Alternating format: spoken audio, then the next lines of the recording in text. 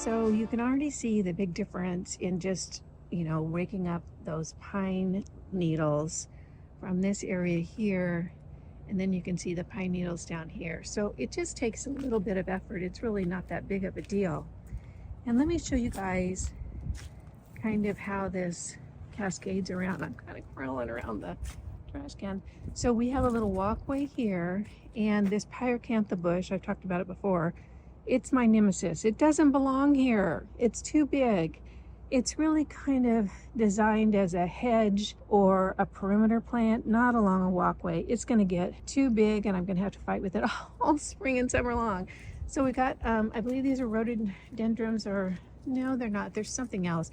I don't know a lot of these plants. I'm going to have to get my little phone out with my identifier on it. So we got the walkway here, and you can see this looks like a DIY home job just because of the materials. It's very organic and very sweet, and I actually really love it. And then we have the little wood steps here that go up to this other area, little platform area up here. So all these little areas, I'm going to define them and decide, do I want to plant herbs in there, or do I want to plant flowers, or is that a good place for maybe a grow pot? Down over here, it's sort of terraced, and I think this might have been for pots, but I'm not sure. This side of the house, one of the things that I'm dealing with is there's not a lot of sun here. So I'm going to have to really weigh how much sunlight I can get and decide what I can plant. Now, I do have perhaps the opportunity to plant on the other side of the house. I would rather do it out here because it's just pretty. It's just a pretty little space. So that's something I'm going to have to think about. And I've been watching the sun every day to decide when it hits this area, how long it hits. And I have to also keep in mind that the trajectory of the sun is going to change as we get into spring and summer. So right here, I have saved this cardboard from some boxes. I might be planting a few things in ground, so I'm going to lay the cardboard down and just put, compost and potting soil on top of the cardboard. The cardboard then breaks down and it just becomes part of the soil. So we're continuing on here down this little walkway, and I've got a nice little hose over here and water, easy water. And then this area you can see back up the hill. It's sweet. Once I get it cleaned up and some flowers planted in here, it's going to be beautiful. Now over along this fence, I'm thinking about doing some cucumber plants. You can see how I have a little filtered sunlight now, and it's early in the morning. It's pretty early. So I thought I could trellis them up along that fence and have a nice aerated cucumber plant, or 2 or 3, and really get a lot of nice cucumbers. And then down here in this area, this is right underneath my entertainment center. And I'll tell you, this was worth every single stinking penny. This thing has been so fun. There's my main bird feeder there. And then I attached one to the window right there, which I get a lot of action on. So, and there's also a squirrel that spends his days figuring out how he's going to get up there. This little squirrel is Lucy's nemesis, and they really have a little relationship. Lucy will see the squirrel, go nuts. I'll let her out. She'll chase the squirrel. The squirrel will run up the fence. The squirrel will sit there for Lucy to go back into the house and do the whole thing all over again. It's so entertaining. So this was a great investment of time and money. It's been a lot of fun to sit there and watch the birds. And then down over here is the patio area I was talking to you about. And look at this stonework and concrete work. You can tell it really was kind of a DIY because of the, the tilt and the elevation and just the materials used. But I think it's really sweet. It just looks so handmade, and I love that. So this area right here is going to be where I have my lounge, where I have my barbecue. I'm thinking about getting a tiny little fire pit so I can have a little fire in the evenings. I don't know, we'll see. So this is my project this month, and I'm going to get it all cleaned up, maybe plant some flowers, watch the sun and decide what kind of food I can grow out here.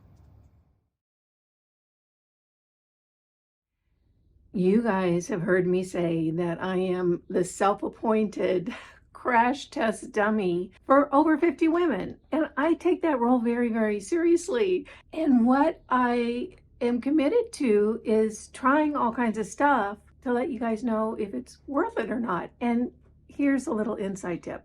I usually buy things to try them that I think are really stupid because I'm always amazed at how people will come to market with the dumbest stuff. And I know what's behind it is they just think it's going to make them a buck. In other words, they've completely turned the whole thing around. You're supposed to come to market with a product that you think is really good, that's at a really good price point, that's going to help people that you're excited about, you're passionate about. No, people are just doing stuff now to make a buck. So I test and try all these stupid things. Some of them are stupid. No, most of them are stupid. But every now and then I find something that's really, really cool that I think, oh my gosh, this is awesome. And that's what I want to share with you today. I found something that I ordered because I thought it was really stupid. It's awesome. And I'm not kidding you. It's really awesome. It's this little face brush. And if you're on Facebook or Instagram at all, you might have seen it going around a few months back everywhere. And it was this little lymphatic drainage face brush. And I thought, oh my gosh, that is so dumb. We have gua sha stones and other things. You can use your fingers for a lymphatic drainage. I thought that face brush is just another way for someone to make some money on something that has really no intrinsic value. So the ones that I saw on Facebook and Instagram were like crazy expensive. In my opinion, they were crazy expensive, like $35 or $40 for a little, brush in a plastic thing. And we all know plastic costs pennies to produce once you get the mold and that sort of thing. So what I did is I thought that's really dumb, but I want to try it. And so I ordered one off of Amazon. And honestly, you guys, I've had it for a little while now. It took me a while to pull it out and try it. I can't even remember. It's a few dollars. It's not much at all. It is so inexpensive. And I finally pulled it out a couple weeks ago and tried it. And oh my gosh, it is freaking amazing. I'm not kidding you. It's amazing. I will always own one of these. This one's probably going to last me for the rest of my years here on this planet. But this is really cool. What I use this for is lymphatic drainage. And it is different than that other little tool that I've got. Hang on. Let me go see if I can find it. Let me go get that one and I'll show it to you. Okay, I can't find it quickly. I'll put a picture up here somewhere. It's a little tool that I use for lymphatic drainage after I put on my skincare. What's cool about this brush is, first of all, it feels different. It feels softer and more gentle, but you can still feel the lymph draining really, really easily. What I love about this is you don't have to have oil on your face. You can do it on a dry face and it's fabulous. So what I'll always do when I'm doing lymphatic drainage is I have a little routine. First of all, I go into my collarbones right here and I tap, because what that is doing is opening up the flow for the lymph to actually drain. And then I'll massage underneath my arms, right in my armpits, a little bit, particularly on the left side. And if you stop right now and do that, pick up your left arm and just massage really gently in your armpit area, you're going to feel that drainage start all the way from the top of your face down to, your armpit. So I'll get things moving that way and tap, tap, tap here. And then I'll start in with this brush. And I always start at the bottom. And it feels so very good. So in the morning, I have this little routine now where I'll get up, I'll make my coffee. I'm all cozy with my blanket. Lucy's there on the couch with me. I do my chin to chest, my red light from Mesama. It's the one that hits your chin and your neck and your chest. I'll do that, and then I'll do my little brush. And the cool thing is that when I wake up in the morning, I don't do my skincare right away, so my face is not oily, it's dry from sleeping overnight. I don't need oil on my face in order to use this. This feels so good. And one of the cool things is that you can really move it over your whole eye and not have to worry about, you know, poking your eye out. It actually feels pretty doggone good. So I am so thrilled and excited to find this little guy because it's really, really good. It really is. I'll have it linked down below. There are a wide range of price points for devices like this. I did not buy the $35, $45 one. I just bought the inexpensive one off of Amazon. So I can't tell you if that one has features or benefits that this one doesn't have. But what I can say is this one is awesome. It really, really is. And I predict if you get one of these and you try it, you're going to get hooked on it because it feels really, really good. Last weekend, I went and picked up my local beef order at the church parking lot. It's so funny. You order online, and then on Saturday morning at 9 a.m., I meet the guy in the red car that has the big ice chest out by his car, and all the little meat delivery orders are in there. It's so sweet. It's really fun. Well, he was busy this past week, and there was a ton of orders in his huge ice chest. And so I grabbed my order and I went home, and when I unpacked it, I realized, shoot, I had ordered 2 chicken orders and there was only 1 in there. So I went over to my computer and I just sent a message off to Family Friendly Farms, which is the name of the place that I buy my local grass-fed, grass-finished beef. And I said, hey, I ordered 2 chickens. There was only 1 in there. You know, let me know what you want to do. And so lickety split, I got an email back from Zachary, and he said, oh gosh, you know, we're so sorry. Let's make it right. Do you want to pick it up next Saturday, or would you like to come out to the ranch and I'll give you a little tour and you can pick up your chicken then? It's like, come out to the ranch? Might there be cowboys? Oh, heck yeah. So that's what we're doing this morning. We're going out to Family Friendly Farms. The name of the ranch itself is something different, but we're going to meet with Zach, get a little tour of the ranch, maybe see some cowboys, and I'm going to pick up my chicken. So let's go.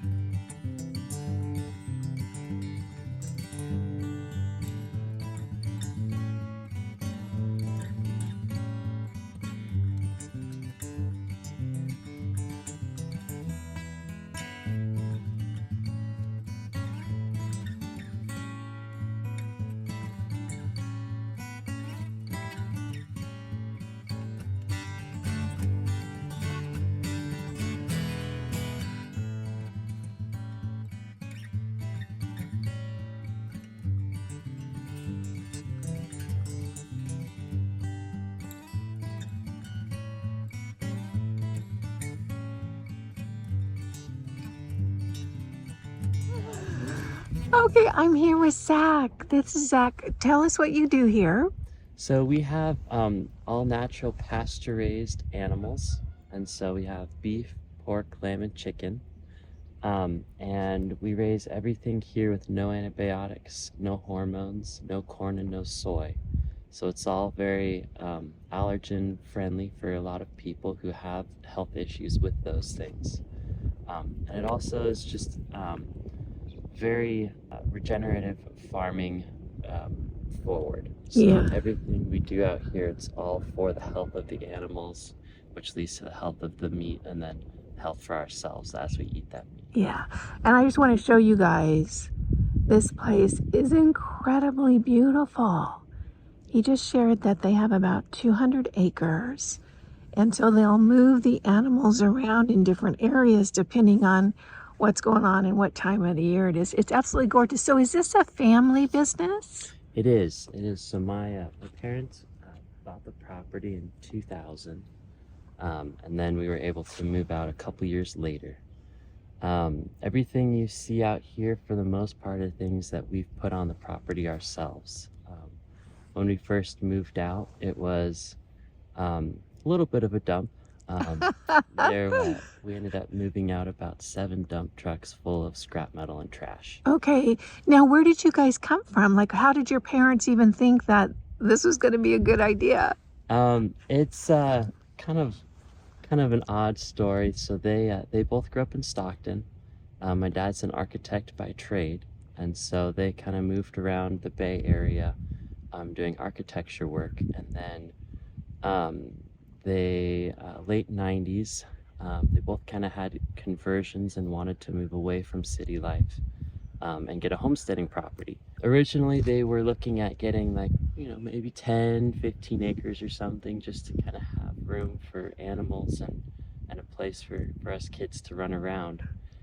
And then they found this place and they said, well, it's a little bigger than we were hoping at first, but definitely worth it with the beauty of the property. It's gorgeous. You guys, if you were here in person, one of the things that's really remarkable about this particular area of California in this elevation are the oak trees.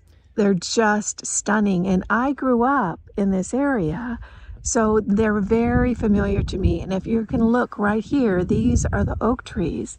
So this property has a little bit of pine, not much, but predominantly oak trees and then local trees that grow. I don't know all of them. I'm sure that you do. No, this is just, it's a really nice elevation. Like you said, there's enough pines for us to get our Christmas trees, which is amazing. But kind of other than that, the majority is definitely a lot of oak. And then we'll also get like some other random trees, like we'll get cherry plums, and those are kind of remnants from previous people who were here before us. Okay. So tell us about what we're looking at here. So down here we have our breeding pairs of ewes, and the little babies we have out here, they're about 3 weeks old lambs. Oh. They are a crack up. They'll run around like a gang and jump on the rocks, and they're our constant entertainment. I bet they are. What a great, if I was a lamb, I'd want to live here. It's a pretty doggone good place to live. Oh yeah, oh yeah. This is a little slice of heaven here, you guys. I wish you could be here in person. It is so beautiful. So beautiful.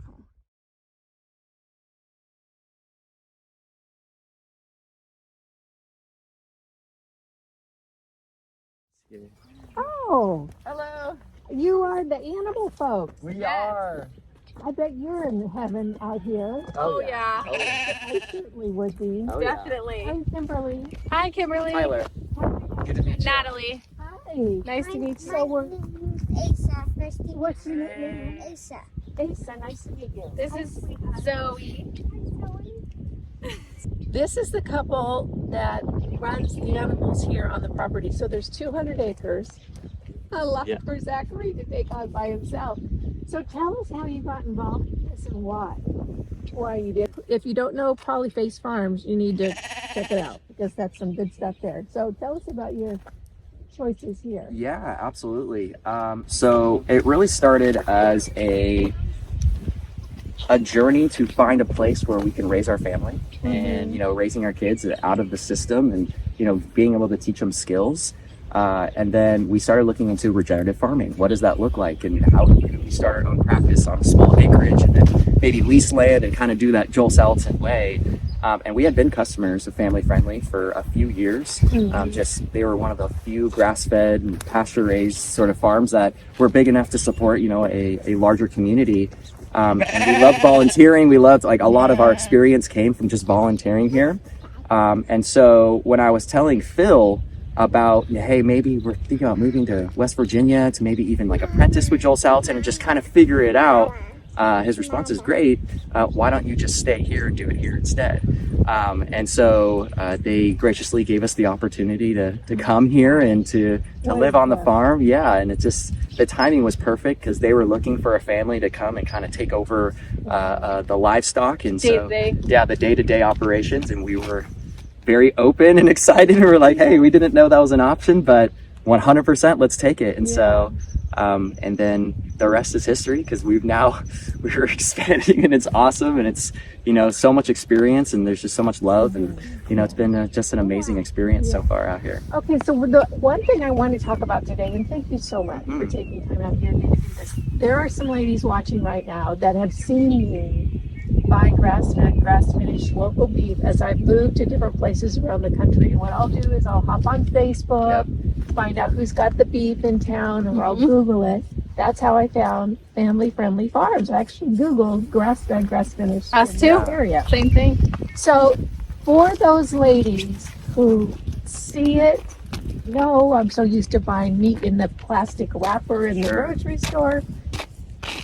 Share what you can about how easy it is and how much better it is for you. Yeah, absolutely. I mean, the one thing that we really wanted is to know your farmer, right? What is not just the quality of the meat, but what's the life that they lived? And so when you can actually see the animals grazing on the grass, it is a very easy indication compared to traditional commercial fed. Everyone's in cages, everyone's in pens, and it's just kind of a nasty environment. Yeah, and we were big proponents of going to Costco and kind of getting all of our meat, trying to just get as cheap as possible.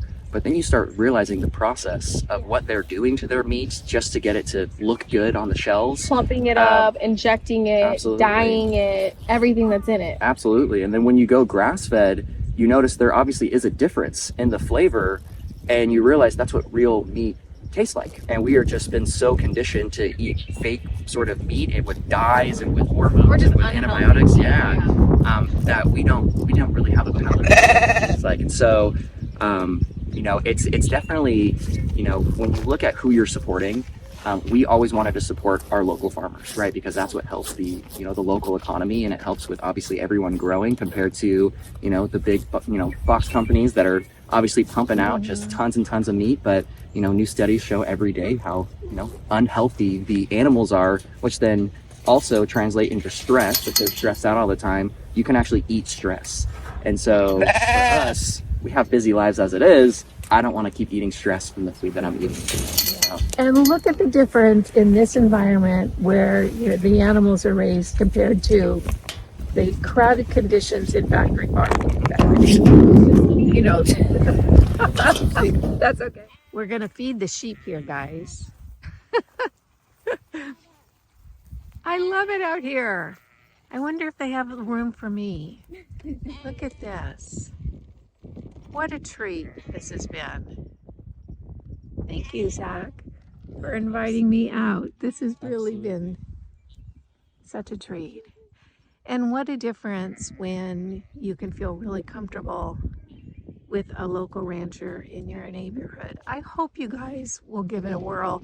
You can go right onto Facebook and look for grass-fed, grass-finished beef in your area, or you can even Google it. And you too can have a wonderful experience with a local rancher serving up quality beef. They'll press the olives for us. So this is a sneak peek of the olive orchard they planted, and they're now producing olive oil from the property as well. Isn't it beautiful out here? So here are some very happy chickens. Look at this, you guys. I think all of us should have a home this nice. So this is a movable, oh, what would you call it? Movable hen house. Movable hen house. And they have another one over there. You can see it right there. And these chickens are raised on open pasture in the sunshine, eating natural grasses and bugs. What a beautiful spot this is. This is gorgeous. So Zach just told me that they have about 1,000 chickens at any given time. And they're also looking at starting to bring in brooders so that they can then start selling eggs. And between you and me, you guys, I think local ranchers like Zachary are going to be inundated with business. We are so going to be relying on them for good meat and good, healthful, nutritionally dense food, that we've got to support them as much as we can now, so that that's where we go for our meat in the future. We're going to get to go in the brooder. Oh, hello. Goodness. We're here to say hi. Yeah, come. Go ahead and take a look at them. Oh, look at this, you guys. Oh my goodness. So how many chicks do you think are in here? There's just over 300. Just over 300, yeah. Oh my heavens. This is so cute. Can you hear them, you guys? And it's nice and toasty warm in here. Goodness sakes. Grab one. Oh, look. Oh. And is this the same breed as we saw out in the pasture, or is this a different breed? These guys are laying hens. Okay. So they're a different breed than those. The meat ones hens. out there. Yeah. Look at this little guy. So sweet. Oh, thank you. Yeah. I have found the Holy Grail. Look at this, you guys. Isn't this? Can you imagine having this in your backyard? Oh my goodness. Wonderful. So Look at, I get a gift of a ribeye. I'm so excited. That's my favorite cut of meat. Thank you, Zach. No, That's really nice of you. One of the things I want to point out that I just found out from Zach is they ship to the western states, western U.S. states. I thought it was only local. So those of you who live in Washington, Oregon, California, Arizona, Nevada, Idaho, did I miss any? parts of Utah and parts of New Mexico. Parts of Utah and parts of New Mexico, you can order online and they ship it overnight, packed with dry ice and everything. You guys, you've got to try this. It's so good and so fun and so very good for you. So I will have all that linked in the description box down below. And if you have any questions, just call Zach. He'll be happy to help you. And I think you're going to just be tickled with the quality of this meat. I wanted to give you guys an update on the tuning forks. I had talked about these in a video, gosh, I don't know, a few weeks back, maybe it's a couple months back by now. And I picked them up because I know how important frequency is to good health and good mental state and the whole thing. I saw a post on Instagram a few weeks ago, and all it said was frequency heals. And I went, yep, that's true. And as we move forward, we're going to see more and more frequency medicine hit the mainstream, because we are an energy body, a set of frequencies in physical form, and frequency is what makes up our reality. And so when you adjust frequencies, you adjust reality. It's a really cool thing. Once you start going down that rabbit hole, it's really interesting and fun. So I have been using my tuning forks every day, which I'm kind of surprised at. I wasn't sure how they were going to integrate into my life. The one that I use the most is this one. This is 432, which is a grounding frequency. And what I've done, they come with this little, you can get this little thing, is I think it's an actual hockey puck, and they just, have printed their own information on it, or they printed a little thing on here. I keep it on this little table that I walk by a gazillion times a day because it's super convenient. And what I'll do is I'll just walk by and I'll pause for a minute and I'll hit it and I'll run it around and knock it. And it really does create a sense of calm and grounding. It's really beautiful. I have found it to be a nice asset to my life, a nice addition to my life. So if you're thinking about tuning forks for sound bathing or for health or for a change in your mood or how you perceive the world, you could start with just the grounding one, the 432. You can actually buy this one individually and put it somewhere that is convenient for you. I'll just be walking by and I'll just hit it and do it. I know you guys can't hear it, but I can. It feels really good. And I'll do it until, the sound, I no longer can hear it with my ears. It doesn't mean it's not there anymore. And then I'll just put it down and I'll go on my way. I picked this company. There's a lot of tuning fork companies out there. I haven't tried any others than this company. It's Pure Frequencies. And I picked them up because I thought that they were priced well and they were good quality. So I wanted a good price point, but I wanted quality. I didn't want them to get out of tune really easily. So that's an update. If you're thinking about just giving it a whirl, you might start with the 432 frequency. It's a grounding frequency. That's good for everybody. And of course, I'll have that linked down below. I think I have a discount. I'm not sure. If I do, it'll be down below. Lucy and I are getting ready for bed pretty quick, but I thought I'd take a few minutes and share with you guys about the trip that I just came back from about a week ago. All of us just came back from, and I have so much to say. I hope I can remember all this stuff. I hope I can remember. So for those of you who are new here, or maybe you didn't catch on, I started something called the Pretty Wild Travel Club, and we had our first trip recently. We all went down to the Yucatan in Mexico. And if you're not familiar with the Yucatan, it's this little spit of land that comes out into, well, it's the Gulf of America now. It used to be the Gulf of Mexico, but it's actually the Caribbean. It is the western side of the Caribbean. And that's where Cancun is, that's where Tulum is, that's where Acamal is, Playa del Carmen. It's just really a lovely, lovely area. And the reason I took a trip down there was because I had lived in Tulum, I think for 5 months.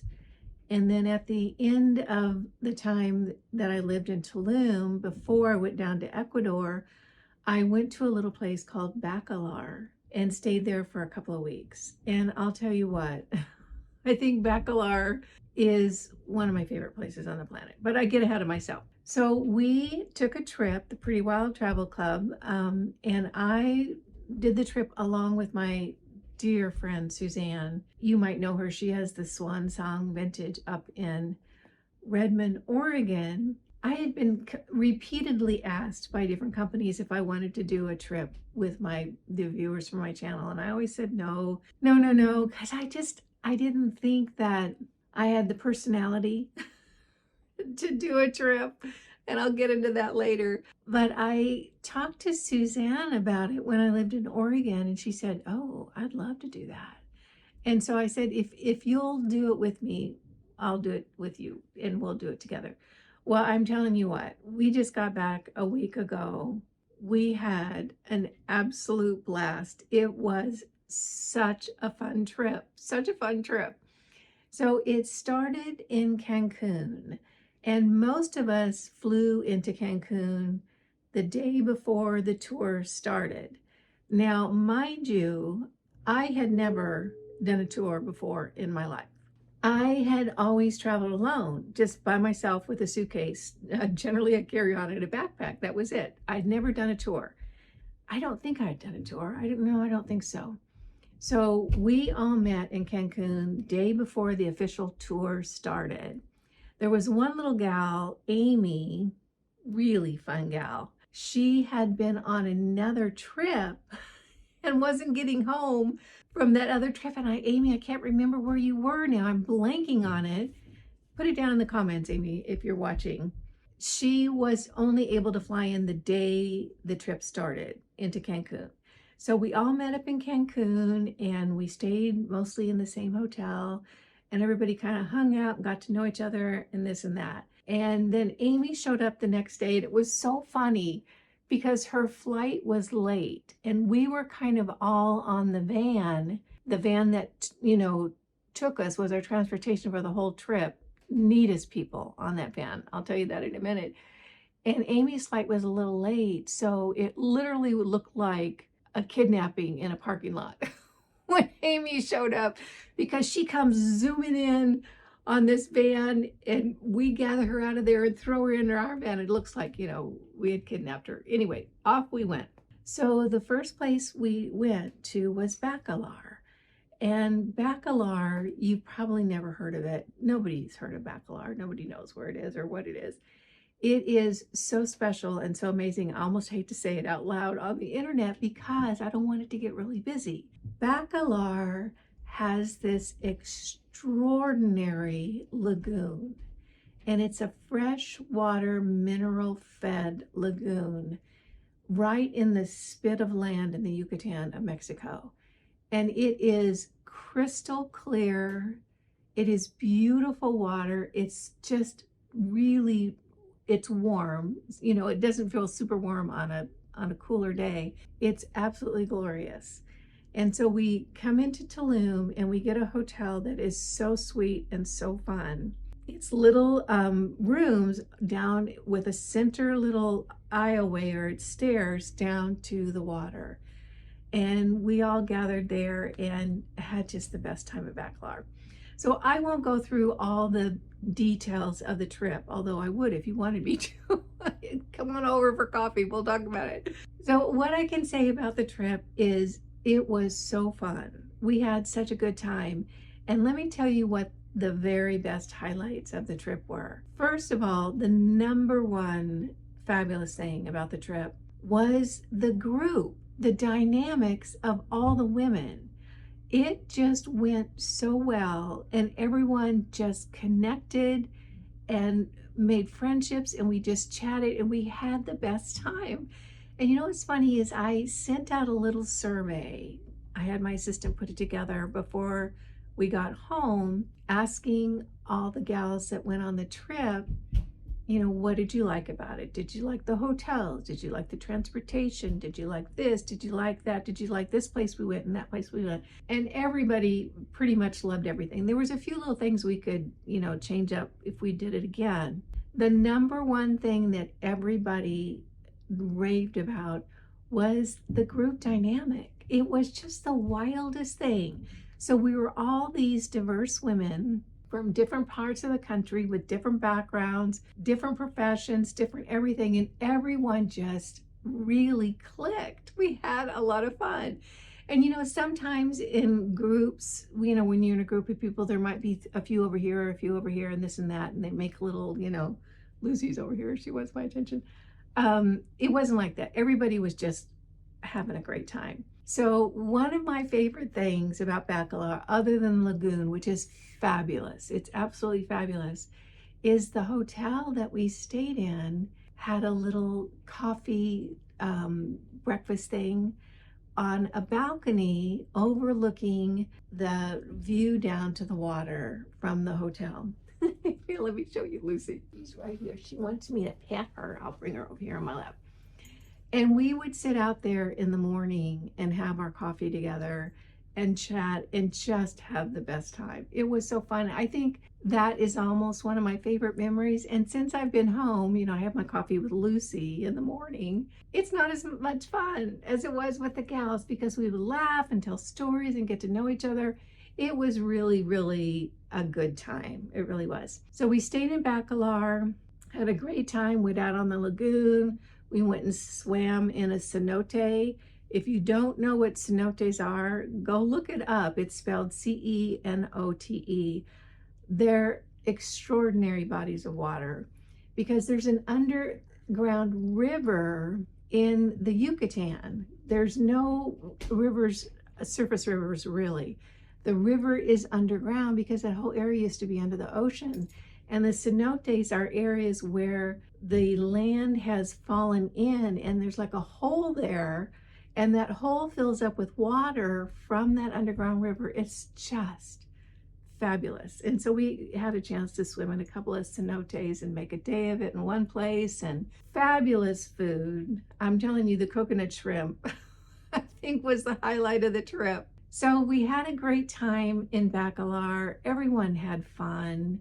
The rooms were really sweet. I thought the hotel was great. Then we took off and went to Tulum. And in Tulum, we went to the ruins in Tulum. I believe they're Mayan. Are they Mayan or Aztec, you guys? I can't remember now. And we also visited Chichen Itza, which is, I think it's one of the 7 wonders of the world. You can look it up. It's just fabulous.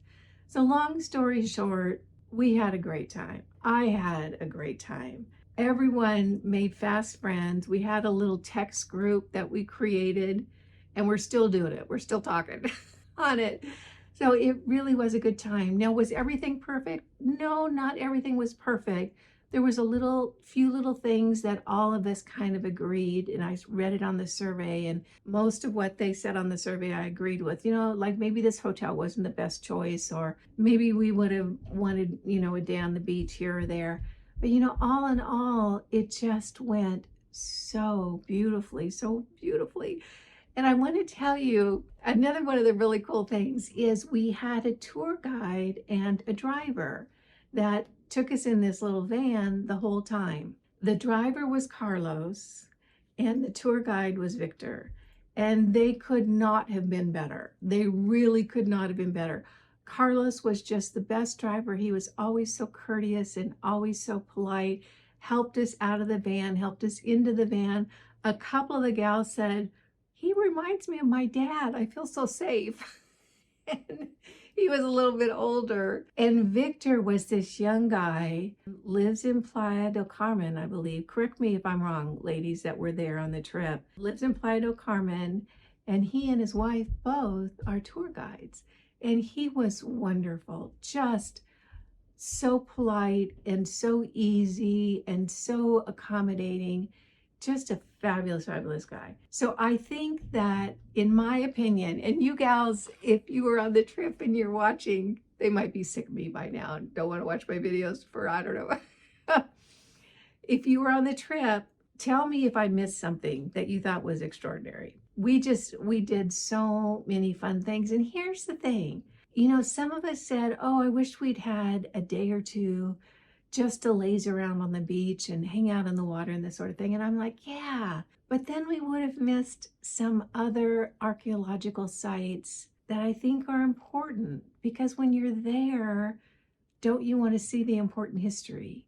So I don't know, it's kind of one of those, maybe we needed to go for a month or 2 weeks or something. It was really fun. And I want to thank Suzanne so much. Thank you, honey, for going with me. You just were such a delight. You all were such a delight. It was so much fun. I had a great time.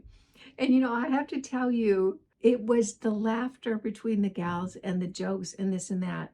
And everybody just, it just worked. It was just really, really fun. So you might be wondering, are you going to do it again? And I don't know. I don't know if I'll do it again or not.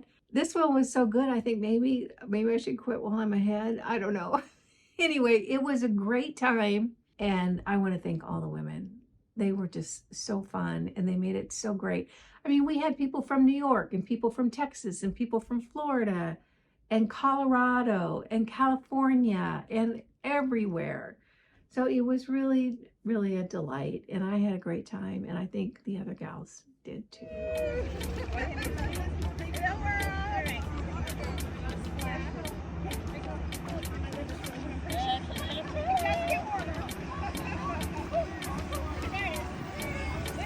Nice splash, nice splash. Say hi to the drone. Nice, lady.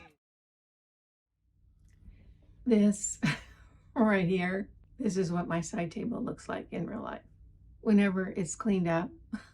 I only did that for a video. So today I thought I would leave it.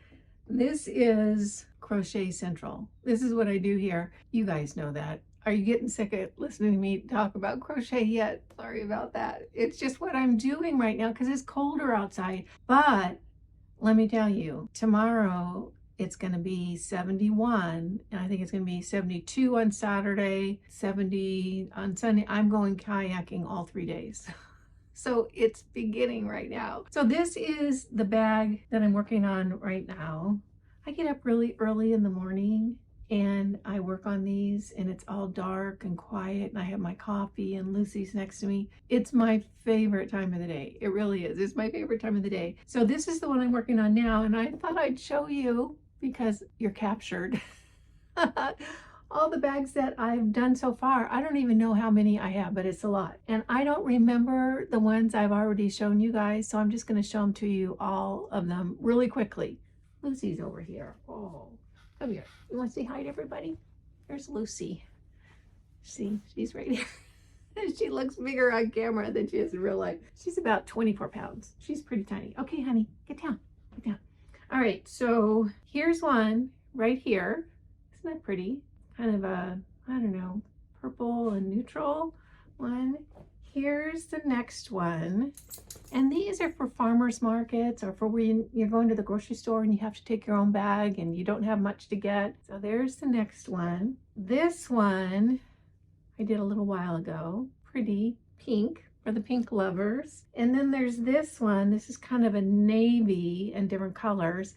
And I haven't woven in the ends yet. I pretty much finish the bag and throw them over in the stack of bags. And then I think I'll take a day or two and just go through and, you know, tie up all the ends and all that sort of thing. So this one's a navy one. This one, I kind of like this colorway. This is sort of neutral. Isn't that pretty with a little bit of dark at the bottom there? Lucy just jumped up here. This one is a striped that I thought would be fun. This one's really big. So if you have a bigger shopping trip, right there. Here's another one that's blue and purple. And they're all just a little bit different shape and colors. I kind of like to have fun with the colors. And here's another one. Oh, this is really multicolored right here. There we go. Didn't realize I had so many. Oh, this one. I like this colorway. Let me know if you guys like this colorway. This is really dark and earthy. Isn't that pretty? I might keep that one. I really like that. Or make another one. And then I think you guys have seen this one. This was one of the earlier ones right here. Oh, and this one's kind of fun. I might do another one in this colorway. This one isn't quite finished yet, but this is orange, kind of a deep, earthy orange. And then, whoops, I just dumped the whole stack. And then this one, I'm not done with this one either. So those are the bags. That's what I'm doing this winter. That's what we're doing. But things are going to change now because I'm getting ready to start doing some planting and assessing out on the side yard and deciding, you know, how I want to kind of create that space. I might be here for a while. I've been looking at properties and nothing has struck me as, oh, that's it. That's it. There was just too many compromises in all of them or didn't have exactly what I was looking for. So I'm going to hold out. I'm in no hurry. Really no hurry. So I'm going to hold out until I find that property. It's like, oh yeah, that's it. Which means I might be here for a while, but you know, you never know. You never know. I want to thank you guys so much for stopping by today. You know, it just means the world to me when you take a few minutes out of your day to spend it with me. I appreciate that, and I appreciate you. Again, I'm Kimberly. This is Pretty Over 50, where we talk everything beauty, fitness, and lifestyle for the over 50 and over 60 woman. Make it a great week, and I'll see you next Sunday. Bye now.